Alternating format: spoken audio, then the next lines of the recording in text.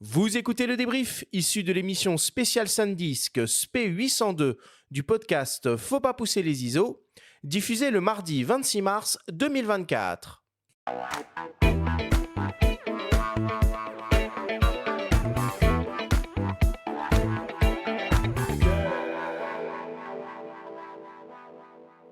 Nous sommes toujours avec la photographe Marine Ninin et Sébastien Marignani de la boutique Sélection Photo Vidéo pour parler des bonnes pratiques de la sauvegarde avec SanDisk Professionnal.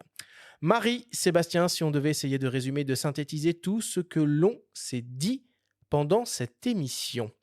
Première question, quel type d'accidents peuvent survenir avec un workflow non optimisé de travail et de sauvegarde qui risquerait de mettre en péril photos et vidéos? Marie.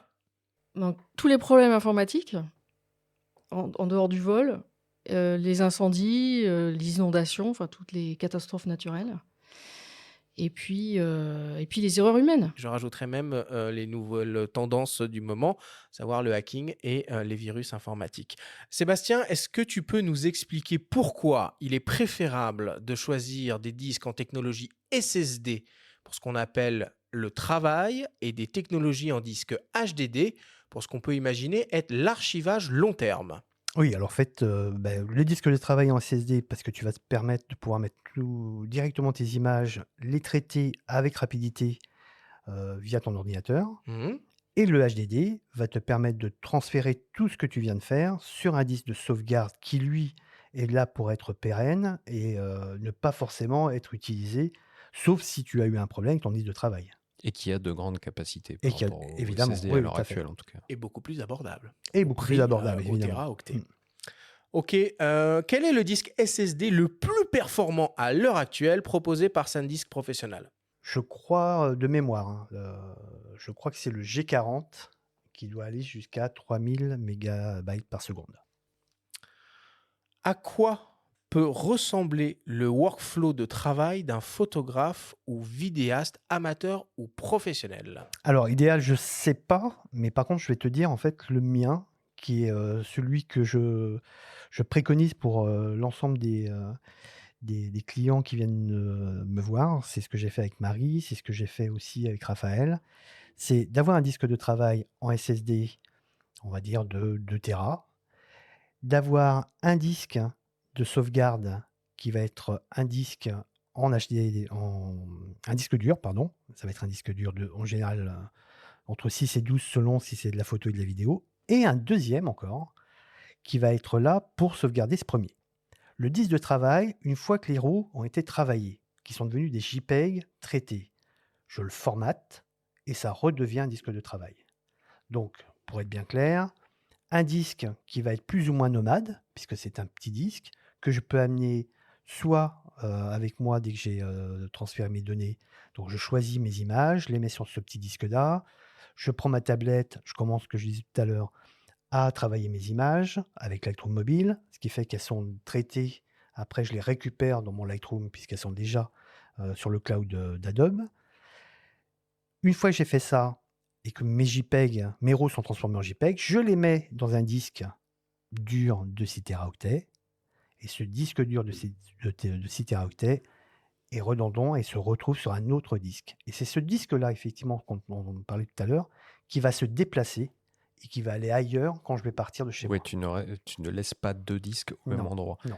Et toi, Marie, rappelle-nous un petit peu comment tu procèdes. Donc, je n'ai pas de... je travaille directement sur un disque dur, en fait. Ouais, toi, tu passes pas par l'étape disque de Voilà, travail. exactement. Je travaille directement sur un disque dur et je copie sur un autre disque dur. Et donc, il me faudrait maintenant, effectivement, délocaliser un troisième. Voilà, troisième la disque prochaine sur, étape. sur lequel je suis en train de travailler.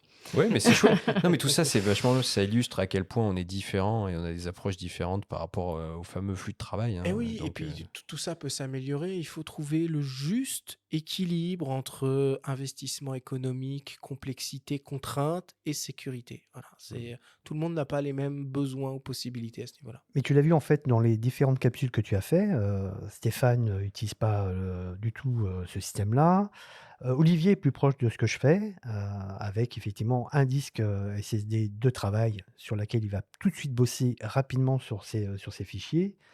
Je crois que Raphaël fait pas ça non plus. toi, Marie, non plus. Non, mais en fait, Donc, c'est pas idéal. c'est Hein. pas tout à fait la même pratique. Je Oui. n'ai pas de clients où je dois donner des résultats très rapides. Je peux attendre d'être rentrée chez moi pour traiter mes photos. C'est complètement différent. Hein. Et j'ai pas de vidéo non plus. Tellement peu que ça compte plus, la rapidité. Sébastien, pourquoi un système RAID apporte encore plus de sécurité à un workflow? Ça apporte de la sécurité parce que justement, tu vas t'assurer automatiquement que ce que tu fais sur le disque A est exactement la même chose que sur le disque B. Donc, tu assures le coup. Et enfin, pour terminer, comment est-ce que vous voyez l'avenir de la sauvegarde? Sébastien. En fait, moi, le rêve, ça serait qu'on augmente, que les SSD baissent, qu'on augmente leur capacité et qu'on soit uniquement SSD. En fait, j'ai pas trop peur hein, de la disparition des disques durs, mais le fait d'être mécanique peut être une source de panne. Tu en parlais, Benjamin, au tout début de l'émission.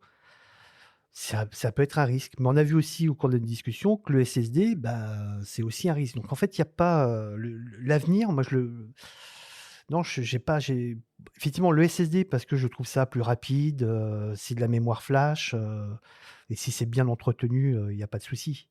Mais j'ai pas, c'est une question difficile en fait. Merci beaucoup pour toutes ces explications.